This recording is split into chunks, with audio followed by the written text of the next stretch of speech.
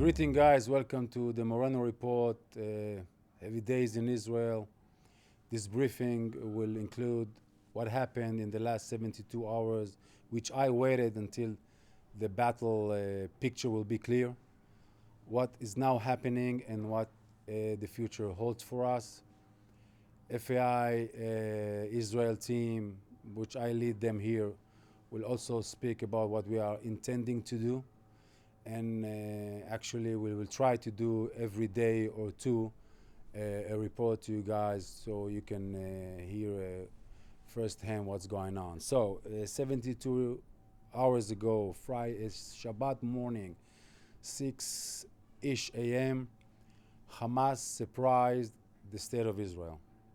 Okay, they launched a massive missile strike, and at the same time 1,000, even more than 1,000 terrorists just went into Israel, breaking the security fence in 19 places, and actually occupied 22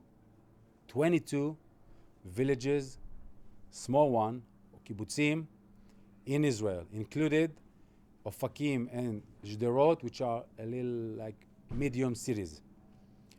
Guys, this never happened in the history of Israel. Not from 48, not to Yom Kippur 73. That never happened. We are not going to talk about that today. This is a huge thing for me as an army intelligence officer, former one. I know exactly what that means, but we're not going into those stories now. We are in a state of war. There is a war in Israel. Once we'll fight in the war, win the war, we will have time to deal with the rest. I'm standing here on my rooftop in my house. Behind me is the Lebanese border, if you guys see it in the back end. Now, let's see what's going on. State of Israel, the government of Israel declared a war.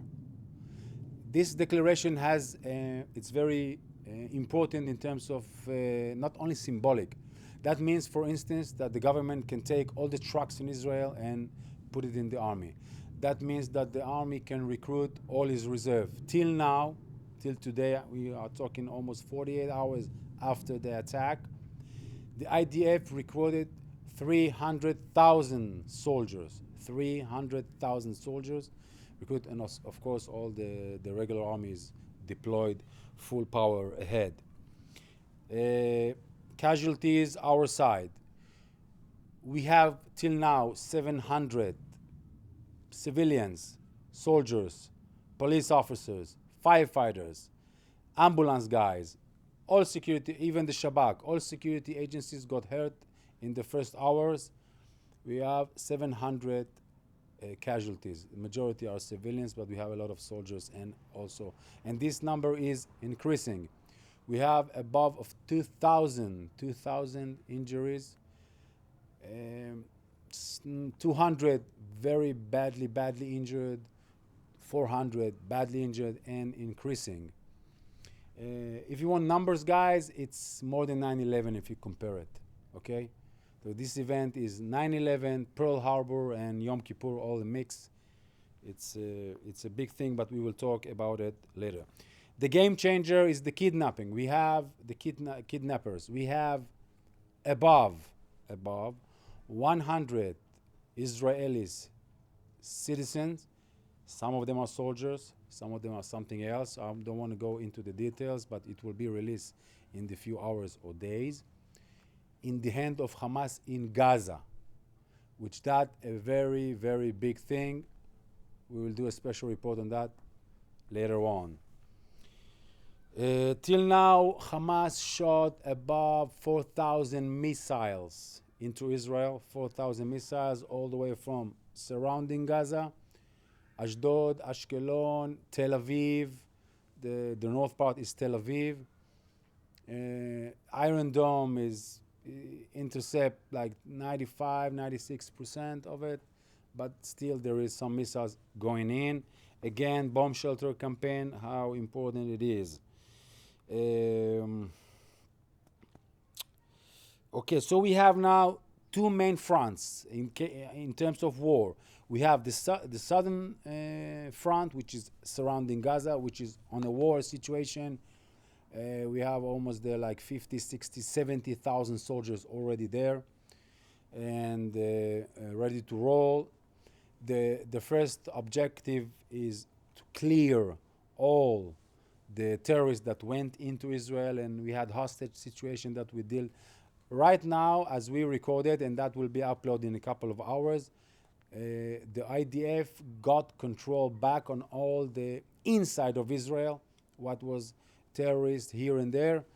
So that's under control. They're starting to evacuate all the settlements, all the villages surrounding Gaza back in order to give the army the freedom to operate. The second front is the north front, which is behind me in the Lebanese border and Syrian border also. For now, there isn't any war escalating here, but that can happen in hours or days. The army recruited a couple of big units. I don't want to go into the details for the north.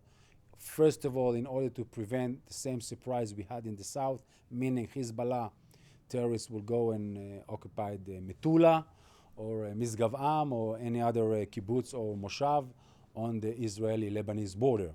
So the army is very strong, is holding the fence here, the border very strong. And preparing himself to the second phase. We don't know if Hezbollah will interfere. Meaning, a war with Gaza, it's behind us, it's going to happen, it's happening now. It will take a couple of weeks. I'm assuming once the Israeli soldiers will start to go boots on the ground into Gaza, which will happen this time, maybe Hezbollah will jump in, maybe not. You know, it's not his decision to take, it's Iran. The decision will be taken in Tehran. So we don't know. In any case, the Israeli army is full power here and will increase that. Jerusalem, West Bank, a high alert from the border patrol, our guys holding those fronts in case of stuff will, things will start over there. And inside Israel, also in the mixed cities like Arab and Jews that are living together. We have a couple of mixed cities that happen in the gate, in the wall keeper, if you guys remember what happened. So also the border patrol inside Israel is holding strong, waiting for any development there. As you can see and hear and watch, we are in a state of war. Again, this is not an operation, guys. This is not Tzuk Eitan. This is not those things you heard around with Gaza. This is a war. Everything is a war. If you go in the streets in Israel, you see tanks. You see soldiers all over the place. It started in surprise, but looks like it's now, turning up, and the army in general from defense is going to offensive action now. What's the picture of war in the Israeli side? So I said the IDF is controlling now surrounding Gaza. It's done behind us.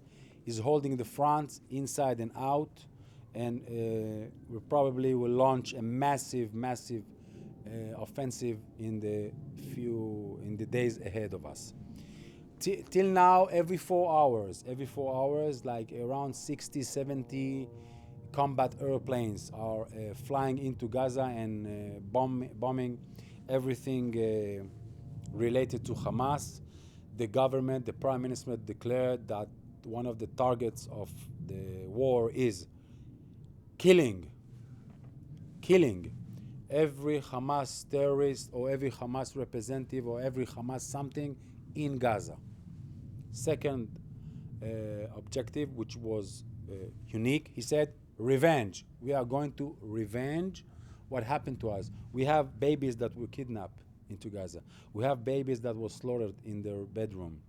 We have old people that were kidnapped and slaughtered.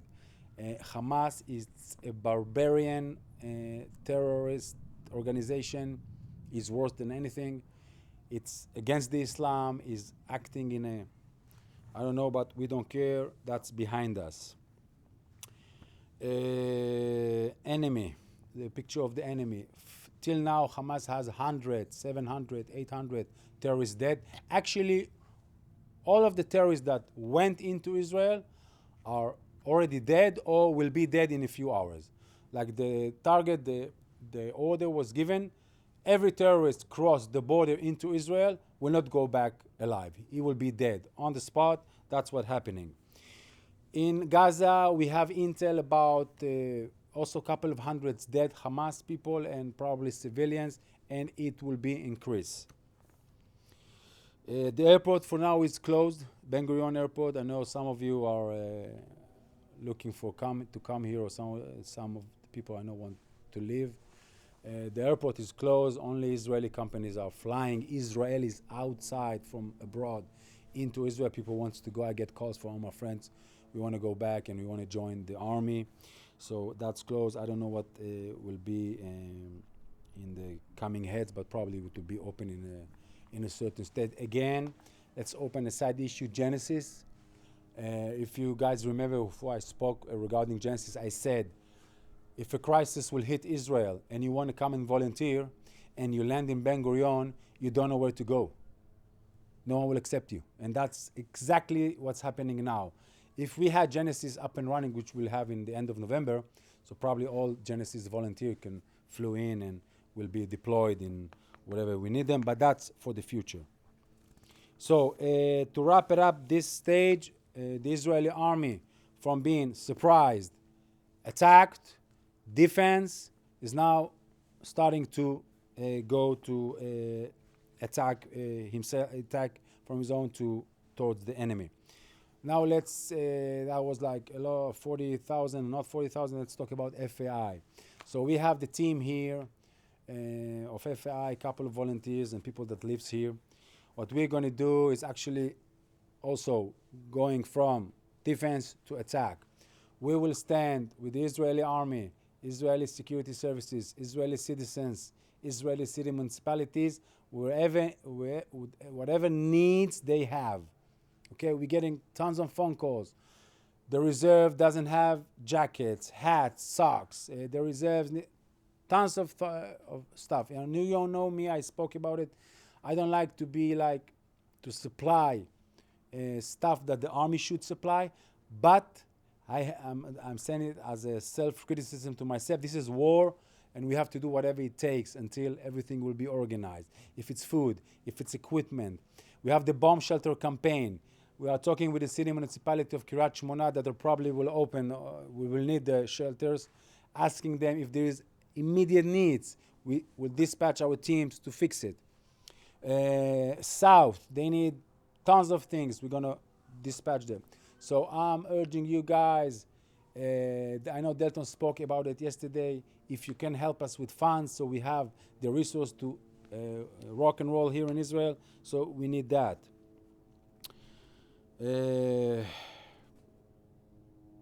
Hard time in Israel. On a personal level, I'm telling you as an intelligence officer, it's not easy days for us. Also, always when the enemy surprise you, so you pay high price, and the price is very, very high. We cannot talk about everything. We lost good commanders. Some of them are my friends. We lost a lot of officers. There isn't any unit in the army doesn't have casualties. Police, squad, everyone. But that's, you know, the IDF, and I see myself as your representative for the IDF. We will prevail, always had in history. We have to be strong. I need you, brothers and sisters, to pray for us. Pray for us, for our success. My kids are in the army. Everybody's in the army. And help us with resource, whatever you can, and we'll do the job here on the ground. Once the airport will be open, we can call on volunteers, our guys, to come and help us, but for now it's irrelevant. Okay, guys, love you guys. I will try to keep on updating you on a daily basis today, so you guys will know what's going on. Be in touch.